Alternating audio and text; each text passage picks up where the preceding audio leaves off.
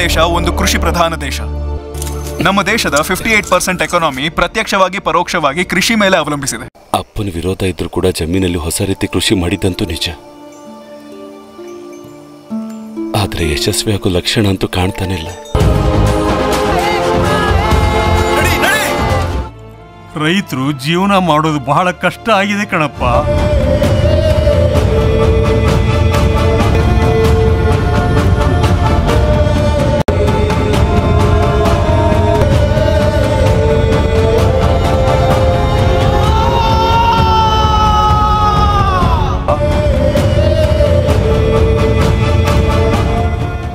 ಅಣ್ಣ, ಯಾವ ಕನಸನ್ನ ಪೂರ್ತಿ ಮಾಡದೆ ಅರ್ಧಕ್ಕೆ ಬಿಟ್ಟು ಹೋದ್ನು, ಇದೇ ಭೂಮಿಲಿ ಅದನ್ನ ಮತ್ತೆ ನಾನ್ ಪೂರ್ತಿ ಮಾಡಿ ತೋರಿಸ್ತೀನಿ.